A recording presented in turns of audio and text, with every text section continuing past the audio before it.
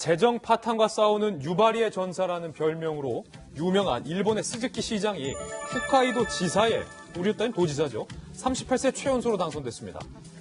비홋카이도 출신으로 쟁쟁한 중진 의원들을 제치고 38살의 젊은 잘생겼어요. 키도 크고 건실하고 대승을 얻었는데 스즈키의 핸섬한 외모와 독특한 이력도 덩달아서 주목을 받고 있습니다.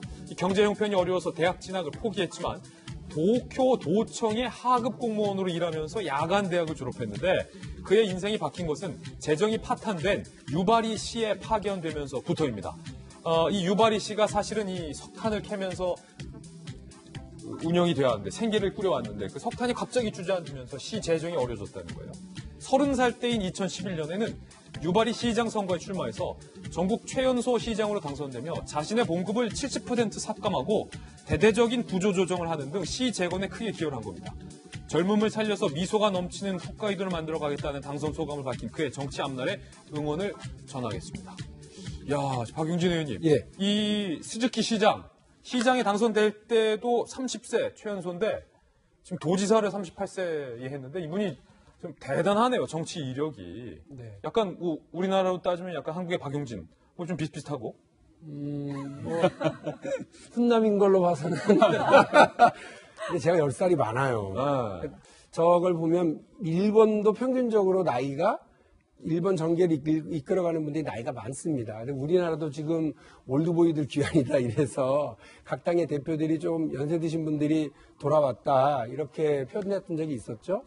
근데 한국의 정치는 두 가지 측면에서요. 하나는 구조적으로 젊은 정치인들이 도전하고 역할을 하기가 좀 어렵다는 것도 있고요.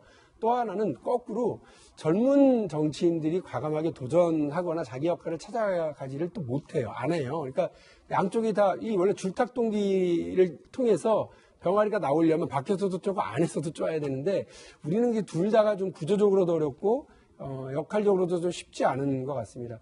저뿐만이 아니라 우리 김병민 박사님도 또 저보다 조금 나이가 많긴 합니다만 우리 박정아 전 청와대 대변인께서도 정치권에 이렇게 같이 계시니까 정당과 이념을 조금 초월해서요. 젊은 사람들이 보다 그 정치권의 활력을 높이기 위해서 많은 역할들 좀 해야 되겠다. 일본도 저렇게 하는데 우리도 보다 적극적인 역할을 할 수 있도록 각 정당에서 보다 많은 배려와 노력을 좀 기울여 주시면 고맙겠습니다. 이제 사실 지금 문재인 정부 이후에 청년 세대에 대한 소외 이런 것들이 굉장히 문제가 되고 있어요. 그러면 지금 국회 내에서 지금 30대 정치인이 몇 명이나 있습니까? 두 명, 세 명인 걸로 생각합니다. 그렇죠. 그러면 나머지는 전부 다 연세가 어느 정도 있으신 분들이 다 하고 있으면 결국 자기 나이에 맞게 기득권 정치를 할 수밖에 없는 거거든요. 그래서 우리의 어떤 혁신이나 개혁 자체는 사실은 어떤 젊은 피가 좀 수혈이 돼야지 이제는 어떤 정치적 관행이랄지 안주하는 것을 벗어날 수 있다고 봅니다. 그래서 뭐 청년 정치인 할당제도랄지 이런 것들이 선거 때마다 얘기는 나오고 있지만 그게 전혀 지켜지지 않고 있거든요. 그러다 보니까 20대, 30대들은 결국 자기들을 위한 어떤 제도랄지 그런 것들이 전혀 이루어지지 않고 있는 것에 대한 굉장히 불안감이 있고 불만감이 있는 거예요. 그래서 우리도 과감하게 이제 청년 세대들이 정치에 진입을 하고 그들이 이전과 다른 정치를 할 수 있는 그런 풍토를 좀 마련해 줘야 하는 것이 어떻게 보면 향후 우리 미래를 위해서도 굉장히 고려해야 할 그런 방향이다 이렇게 봅니다. 저는 근데 여기 두 분의 좀 반론을 달면 나이가 어리다고 그냥 정치권을 가면 안 돼요. 이분 같은 경우는 하급 공무원일 때